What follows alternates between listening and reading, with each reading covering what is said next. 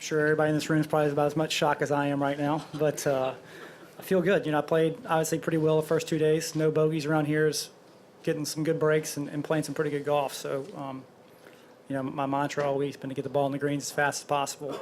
Once I'm on there, I got a pretty good handle for the speed of the greens and everything. So, just going to try to keep doing that over the weekend. Had a pretty fortunate tee time, to say the least, to be able to play yesterday afternoon with not a lot of wind, and to be able to get out there again this morning with some good momentum, and not a lot of wind today either. So, when you're putting it good like I have been for the last couple of weeks, you feel like you can play pretty well if you can just drive it and play. And I've gotten fortunate for when I haven't driven and play, I've been able to get up around the greens this week. So, and my iron play has been pretty, I call it boring golf. I'm shooting away from every pin, trying to put it 25, 30 feet away, and then hopefully make some putts, which I've done the first 2 days, and hopefully plan on doing the rest of the next 2 days.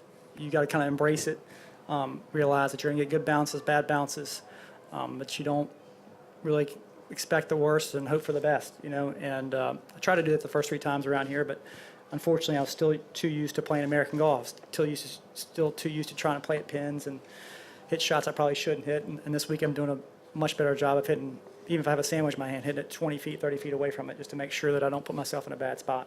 I love being over here. I played a British Am over here a long time ago when I was in college, and I enjoy the lifestyle over here. I enjoy the golf. It's funny that I've never played good, because I really do like being over here and having a good time with it.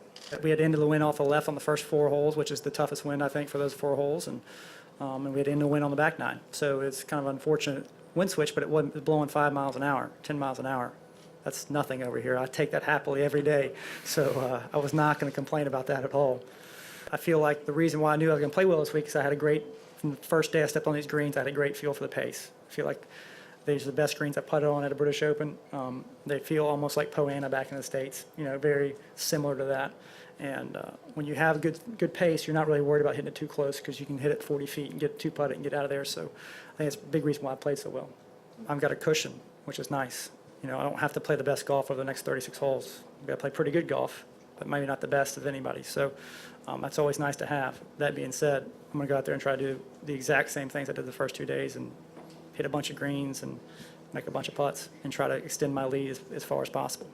Playing at 3:30 yesterday was definitely under the radar. There were not a lot of people out there when I was finishing. Today, yeah, you see, I felt the galleries building and TV cameras getting more people inside the ropes and everything, and that's great. I enjoy that. If you want to be the best player in the world, or be one of the best players in the world, you're going to have to deal with that and get used to it. And I embrace it. I have a great time with it, and fans over here are great. They're very knowledgeable, and they applaud for great shots, and it's good to be able to realize that a 25-footer is sometimes a great shot. I'm a pretty happy-go-lucky guy. I'm very lucky to do what I do for a living. I've got a brother and a family that keeps me well in line, know where I am on the totem pole, and I'm married with a 18-month or 16-month-old little girl at home who pretty much dominates me, and anything she wants to get, she's going to get. So that's just kind of the guy I am. I'm very simple, not a frilly guy by any means. I can't taste it. We got a long way to go. But it was pretty cool to see your name at the top of a major leaderboard anytime, let alone at a British Open 36 hole after, I don't know about how many, but right now it seems after 36 holes. So it's a great feeling, it's a great experience, but it gets you a whole lot of nothing. We got 36 more holes to go. A lot more can happen. If anybody can tell, over the course of this year on tour alone, there's been a lot of leads lost after 36 holes, and I'm going to try to buck that trend this weekend.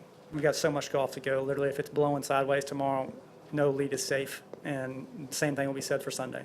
To hit in no bunkers around here, you have to get lucky. I think it's a common theme. I've gotten very fortunate when I've hit bad shots, and they hadn't gotten in bunkers and hadn't gotten in thick rough, so I don't expect that stat to hold through the weekend. I'm fully prepared to hit in a few bunkers.